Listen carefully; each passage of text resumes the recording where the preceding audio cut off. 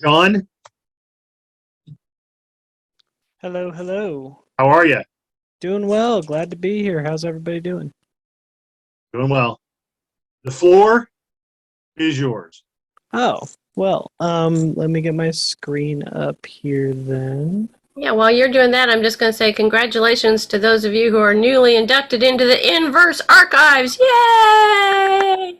Yeah, There's it's pretty there's exciting at least stuff. three of you there, right? Is it one, two, three of you? Yeah, I do Yeah. want to say I think there was a spelling error because I did not get the original email that said I got accepted.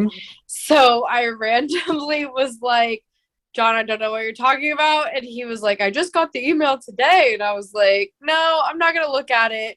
So I think there is a double comma on one of mine. I didn't even like get to review it. It was so last minute and I didn't even know I was aware that I was in it. So it was a very big surprise, but I did want to put a shout out there. So if there's any other like big news of people releasing books or anything like that, I do want to put a shout out that I am trying to post more on our pages and things like that. So please let me know or email me or, whatever. So congratulations to everybody.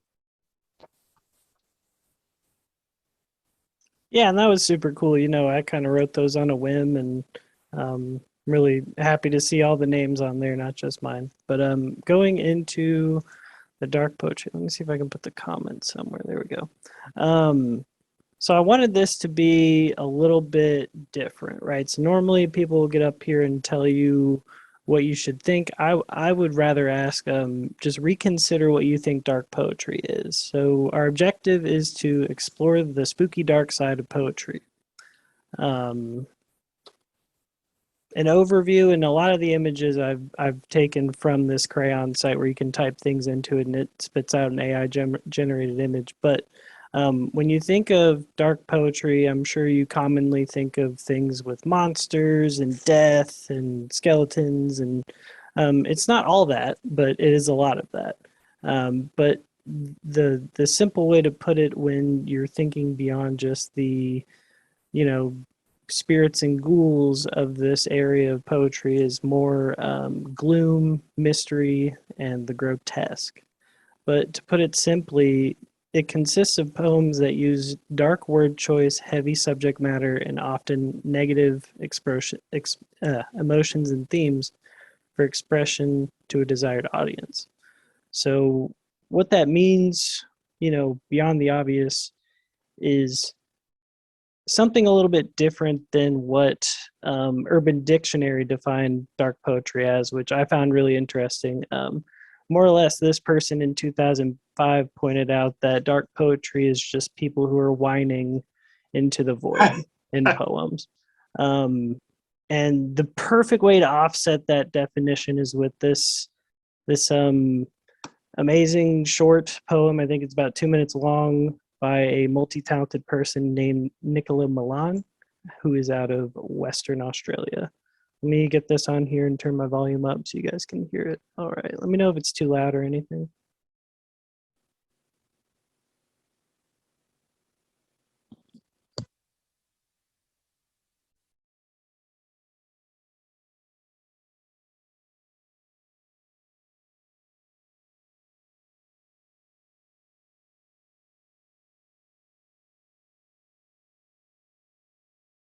You don't have audio yet.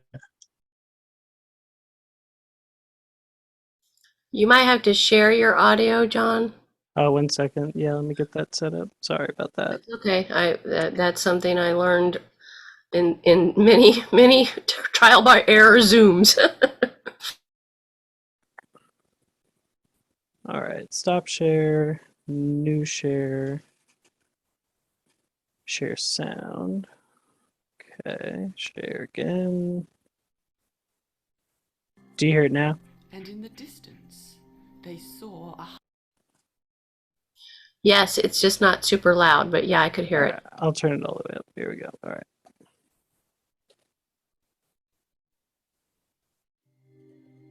Is that good? There's no audio, like no voices yet.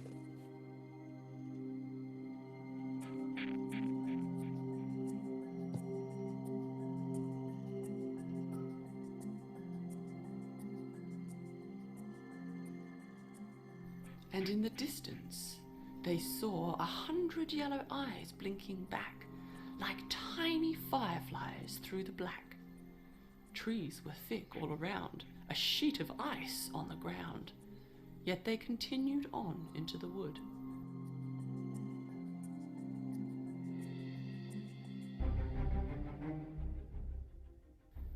They entered this dark place as a game to save face, a decision of haste and folly.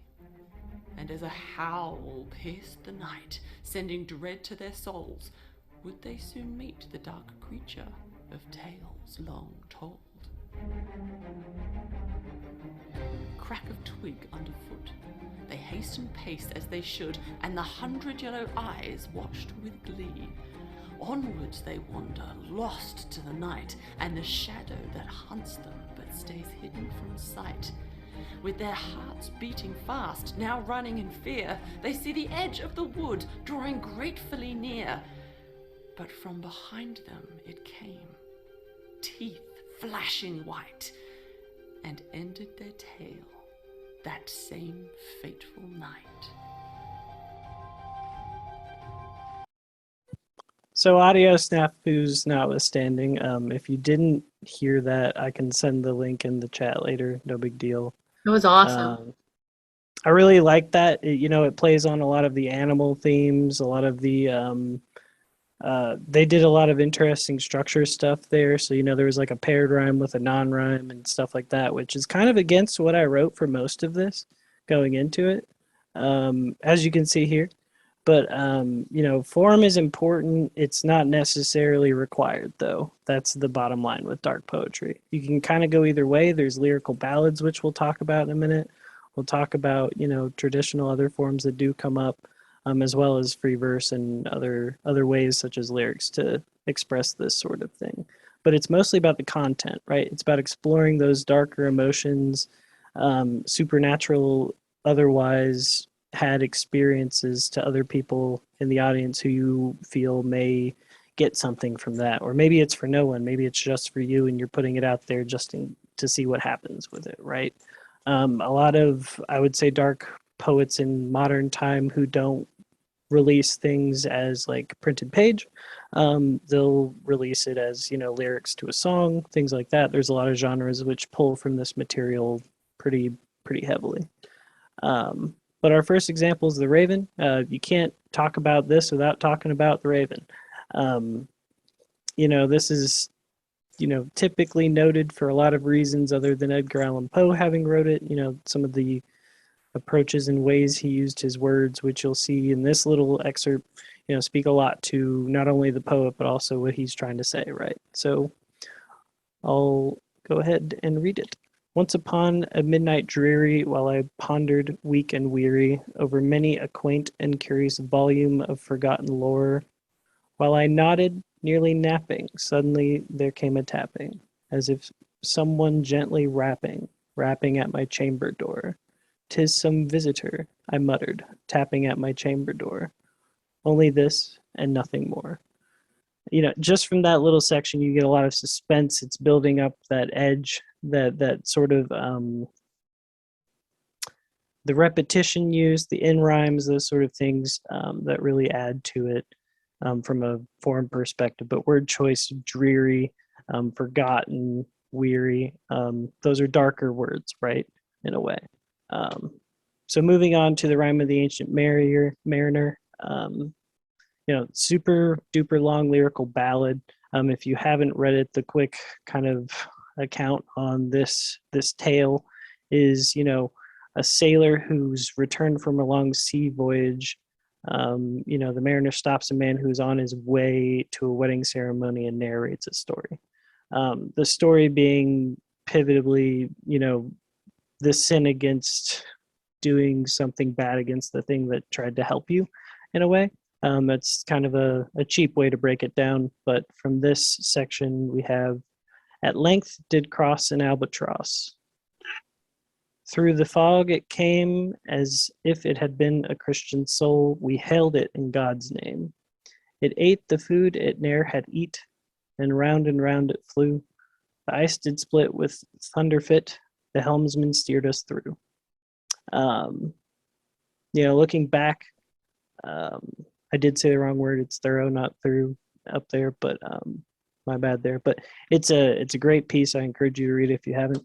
And then, if you were to think about writing dark poetry, these are the things that I would think about, right? Is, picking a form that either allows you structural freedom or following one isn't required, right? You can do your own thing. You don't have to necessarily fall into a particular form, though if that helps you, I think it's a good way to do it, right? You can achieve a lot by following a form. You can add emphasis elsewhere rather than having it spiced in, things like that. You probably want to identify what darkness you're drawing from and being inspired by, and consider who you're sharing that with. I think that, obviously there are definitely writers out there who kind of write more lamenting poems. I think that it's totally appropriate to express that feeling in that way, but it's always important to think about who's reading it, right? If you're putting it out there in the public, be as truly you as you want to be, and don't even listen to what people say, in my opinion, right? Like, just write exactly what you want to say and put it on the page. Doesn't matter what they think. If they're going to comment something negative, great, good for them. I'm glad they wasted their time. You got your thing out there, right? When you're looking at a theme, I tend to think that it either needs to be super obvious or make it really hard to find. It seems a lot of dark poetry is pretty on the nose with the title, but then makes you work to figure out where it comes out of the poem, right? That's kind of a fun approach, but there are more themes other than monsters and ghosts. I know a lot of my examples kind of relied heavily on that. I have one last one after this one. And, when I think about this area of poetry, I think it's, important to ask, is the language use you're using dark? Is it too accidentally cheery just because of how your brain works? Not necessarily going through and combing every word over and being like, oh, I should get a thesaurus and find a better word. But if you feel it doesn't evoke what you're trying to get out there, consider revising, right? And then the last one is the darkness too scary to write in? That's kind of a cautionary thing. Like, don't force yourself to write dark poetry just to try to write dark poetry. Like, you should have that naturally in there if you want to write it. I think forcing it will make it more difficult and potentially bad for your health, right? You want to kind of approach this thing safely. On to our last example, which I kind of stumbled across while I was digging for this. This is The Dark by Carol Ann Duffy from The Tales of the Expected, which is a collection of poems. They reproduced this for a postcard, and it's very short, so I'll read it real quick. The Dark. If you think of the dark as a black park and the moon as a bounced ball, then there's nothing to be frightened of at all, except for aliens. And what's really fun about this is, though it is cheery almost in the language use, it's still dark. And it also still has this aspect of reconsideration, which I think comes up a lot in dark poetry, because a lot of it is built upon your traditional perception of love or pain or whatever it might be. And then you have to almost reconsider it through the lens of the poet. That's why I really love this one, because it kind of forces you to take a step back in a way. Recontextualize. Yeah, you have to bring it back around for yourself through kind of what they're seeing and what you think, right? Which I think is what makes this area really fun. All darkness aside. But, on the way out, just a few other poets, I guess, authors of poems, and bands. These are a lot of bands that use a lot of dark poetry in their lyrics, as well as a bunch of names that I'm sure most of you are familiar with, if not, could easily find. Of the modern bands I included, not all of those are English bands. Some of them are from other places and they use English for their lyrics. And they occasionally do a really good job writing a poem on accident if they're not doing it intentionally, right? Like, you love to see it. And then this last one I'll just leave you with, because it is, spooky season. 'Tis the season when ghouls misbehave, inch from the shadows and rise from the grave. And with that, that's all I've got. So thank you for your time. I hope you enjoyed the presentation. Yay! Hey, I got a band you could add. Oh yeah, I'm sure there's a few. You're right up my alley there. A lot of good stuff. A lot of good stuff out there. There's a lot of names I didn't include, both authors and lyricists.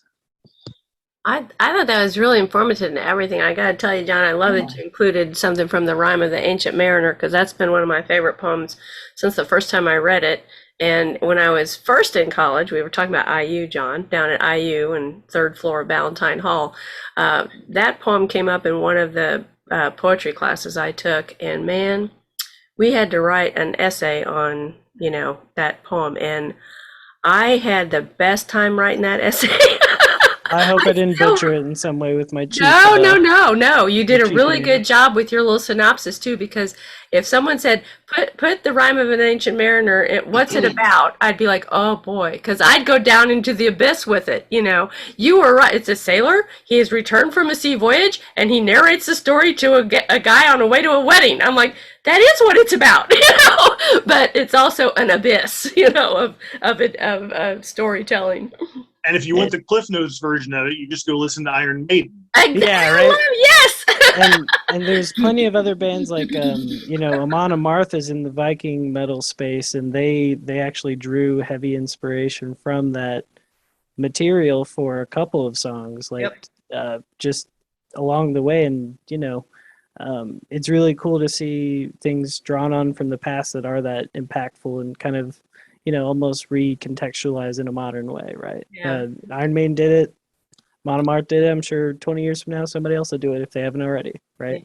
I gotta say, I love the Iron Maiden version of that poem too. But, right. I mean, it's like it hits all the feels for me. But you think about some of this. Iron Maiden did the song, Rime of the Ancient Mariner. So people who had never been exposed to that poem or that literature now had an opportunity to be exposed to it. Much like I think Bugs Bunny exposed so many people to classical music that would have probably never touched classical music otherwise if you hadn't heard it in Bugs Bunny cartoons. Yeah. I also think it's really interesting that, something like that happens, whether it's in a heavy metal band or any kind of music. It could be, Broadway for all I know. But when something like that is taken into a different art form, like, take a poem like that Rime of the Ancient Mariner, put it in a different art form, and it reaches all new audiences and stuff. Also in the audience that it reaches are people who had to read that poem in English class sometime in their past, didn't understand, care about it or anything because it was an English class, and now they love it, so it's that spirit of revisiting something. I also love that. And one of the things I wanted to ask you, John, about from your slides and everything is when that was so. I like what you said. I wondered if you would just maybe be able to talk a little bit more about. You said something about how when you're writing your dark poetry and finding the dark language and making sure you're using dark language and not your cheery self, not using cheery language, because we write poetry, we want it to sound beautiful and flowery and blah, blah, blah. Well, I mean, that's a real well, John's shaking his head, but other than John. Shaking my head too a little bit. And then you also cautioned about, being careful not to get yourself in a bad place. And those are both really fine lines for me when I write something that's a little tougher in my mind. Yeah. I'm not sure if I would classify as stuff I've written as dark poetry necessarily. Possibly, maybe, but there's poems that you write that I write or somebody might write that are from a dark place or a dark experience. Yeah. So, do you feel like poems that are just like you called them, kind of a lament, lamenting about something bad that's happened, is one type of poetry? That's not dark poetry, though. Dark poetry is. I'm asking, is it your opinion that dark poetry would take that bad experience, that lamentation, and even work harder to find the language to make it a dark poem rather than just a sad poem or a bad experience poem? Does it make sense?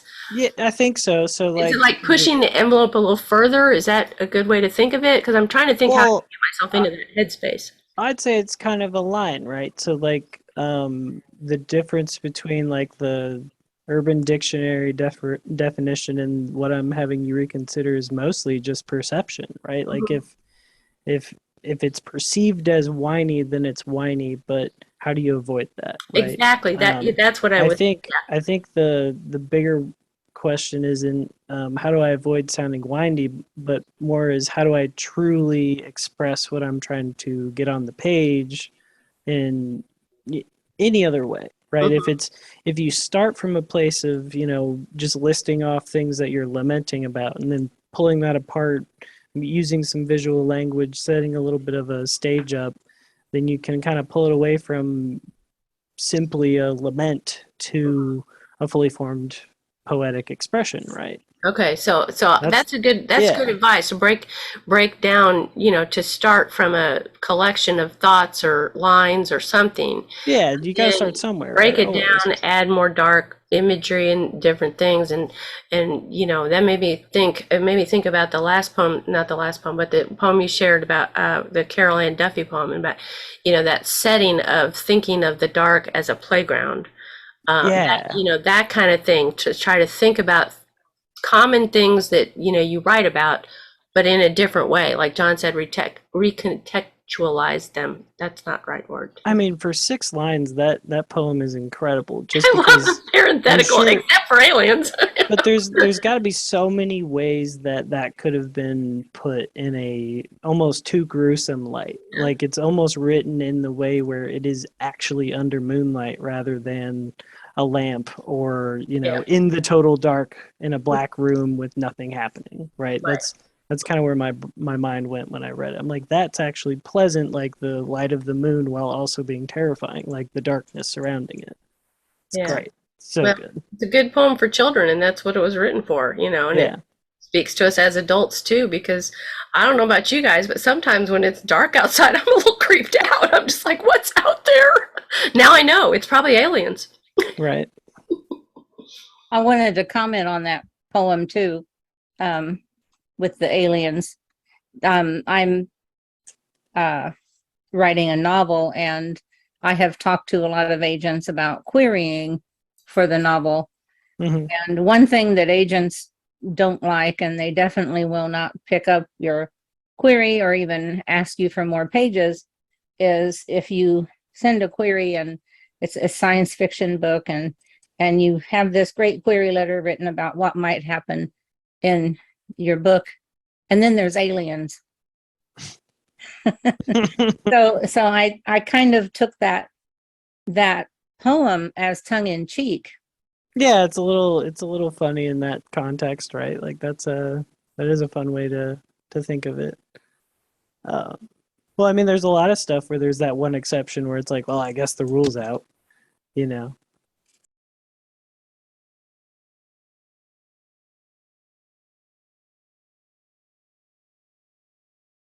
Bye, everybody. Bye. Have a good one. Thanks, John. That was a great presentation. Thanks, Yeah. John. Thank for you, all of it. John.